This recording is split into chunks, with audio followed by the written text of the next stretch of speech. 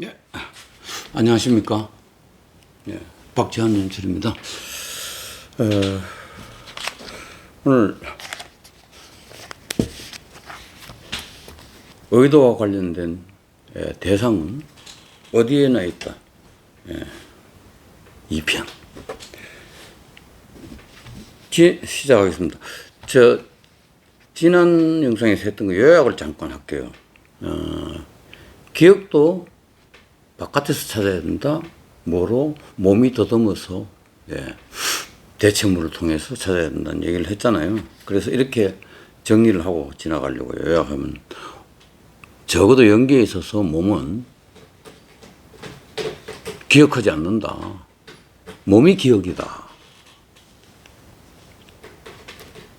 이게 보는 것에서 기억의 공간을 마련해야 할 이론적 근거입니다.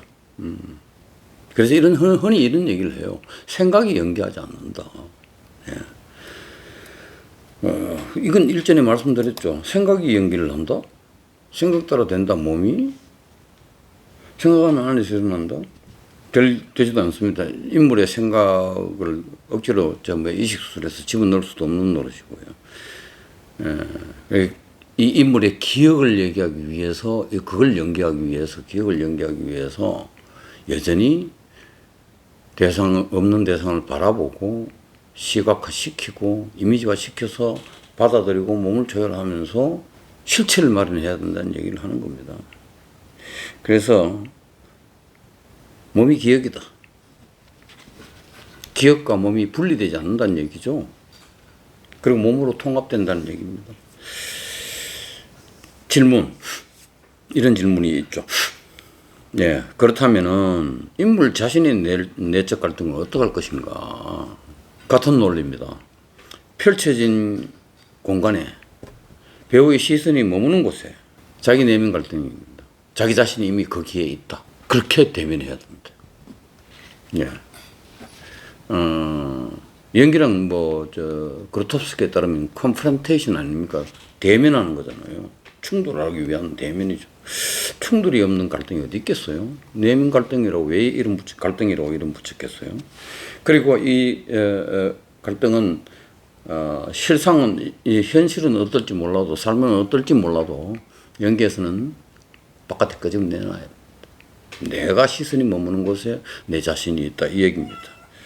그러니까 내가 어떤 연기를 하려고 그러고 내 내면의 갈등을 하고 이러고 있는 순간에, 딱 보이는 순간에 그 대체물에서 내가 대면해야 될 그 인물 자신이 솟아오른다, 이렇게 믿는 게 좋습니다. 예를 들어서 햄릿의 그 유명한 독백을, 우리 집 고양이가 지금 자꾸 나한테 심심하다고, 인간이든 동물이든 심심하면 못 사나 봐요. 방울아, 저리 좀 가 있어. 햄릿의 독백요. 죽느냐, 사느냐. 그것이 문제로다. 지금 이거는 제가 지금, 동영상을 찍고 있으면서 화면 속에 조그맣게 보이는 나한테 얘기했습니다.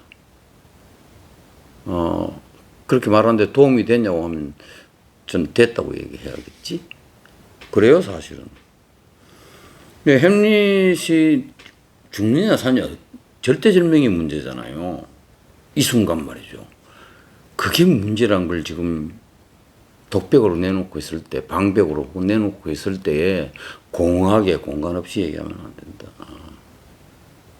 그렇다고 해서 실제 연극 공연에서 관객을 뚫어지게 노래 볼 필요는 없다. 부담스러워하니까. 그러나 보이는 순간 시선이 머무는데 햄릿이 있다고 믿어야 됩니다. 이동하면 그게 또 있는 거예요. 거기다 대고 얘기해야 됩니다.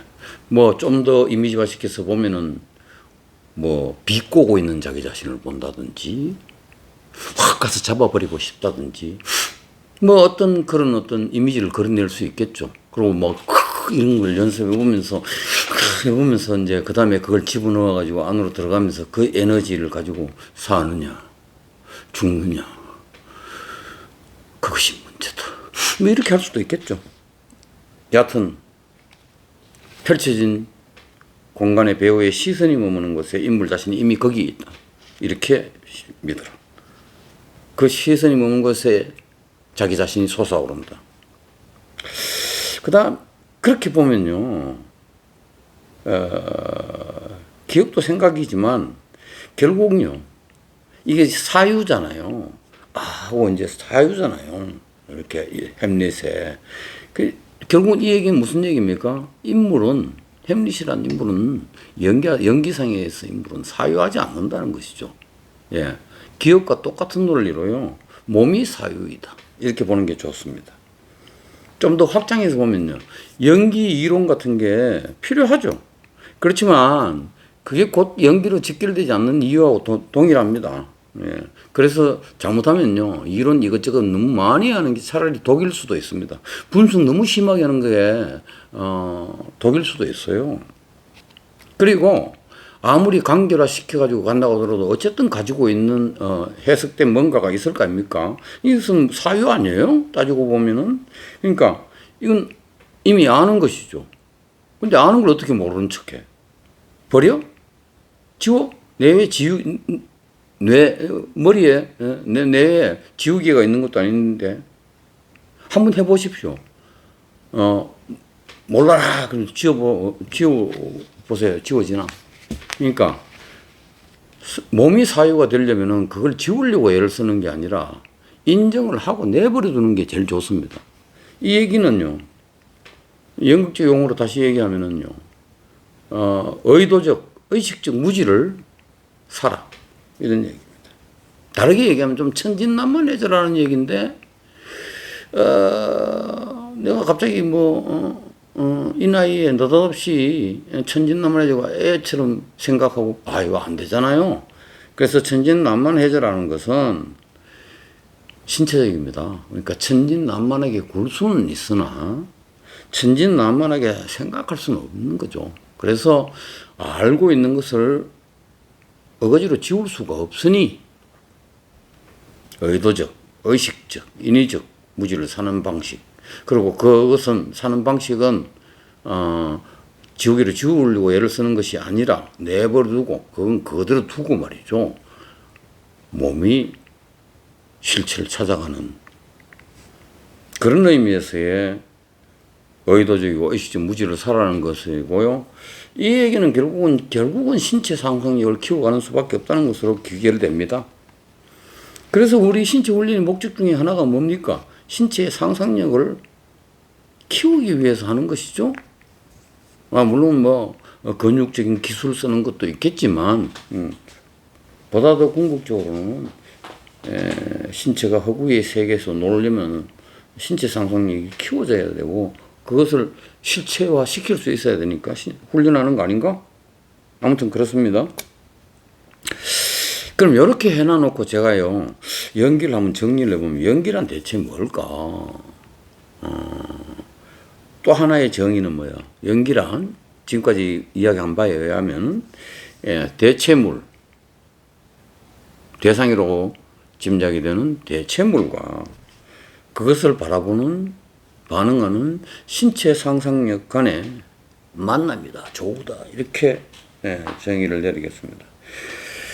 그리고 대체물도 상상력도 실제하는 물질이다. 예? 내가 그걸 보고 있으면 그거는 실제하잖아요. 예? 상상력을 부리는 신체가 직접 있잖아요.